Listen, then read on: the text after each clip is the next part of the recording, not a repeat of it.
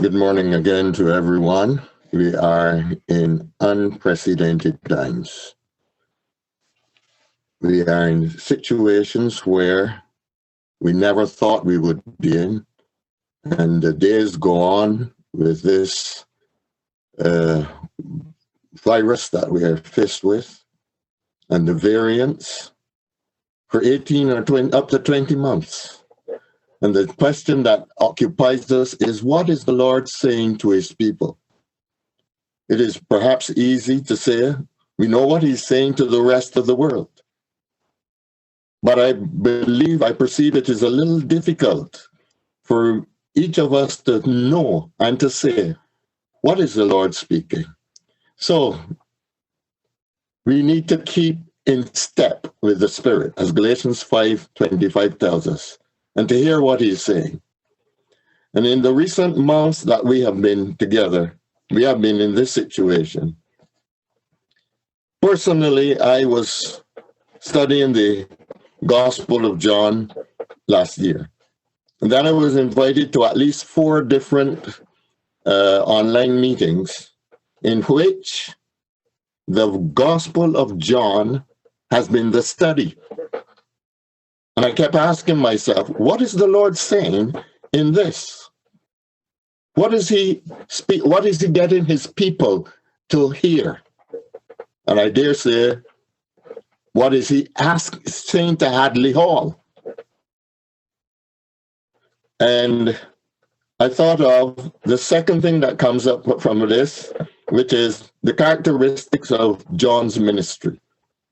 John, we know he outlived the other disciples, the other apostles.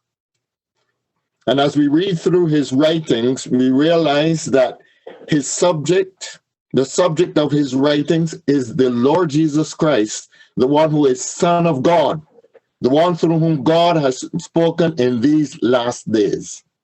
These last days. And this is a challenge for us. God is now focusing our attention to his Son more than ever in these last days. And how are we responding? How are we keeping in step with the work of God and the work of God to us and in us?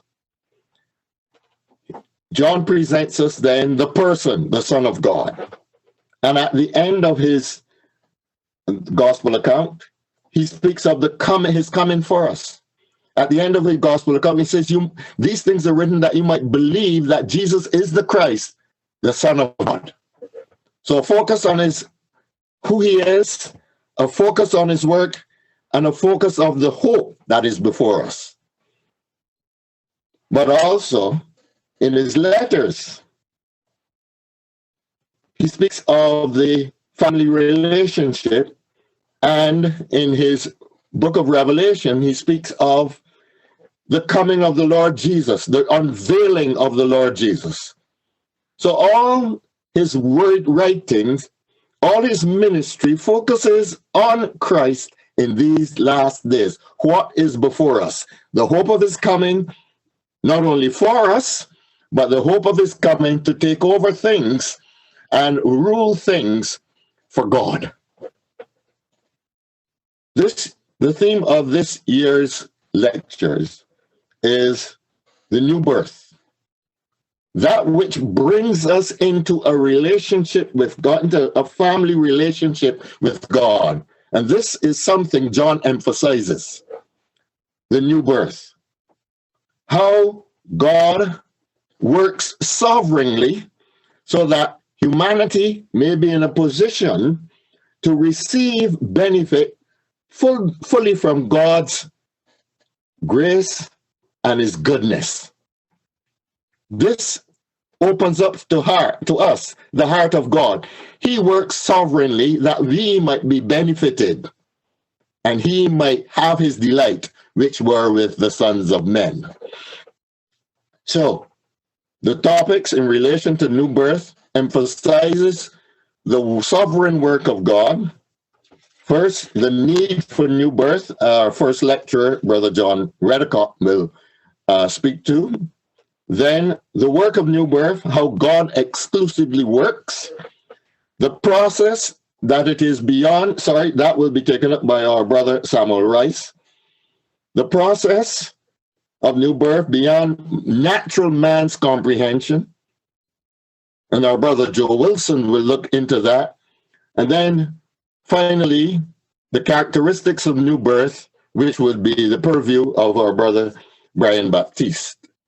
So we want to hear what God says about new birth and to allow the Spirit of God to work in our hearts to receive this truth so that our gaze on the Lord Jesus might be unhindered, our appreciation of God's love and goodness towards us will flow to Him, and that we might benefit for His glory, for His blessing. May the Lord help us as we sit under this word for His name's sake. And now, brethren, amen, friends, we are going to ask our brother John Redicock to lead us into the lectures. Brother John.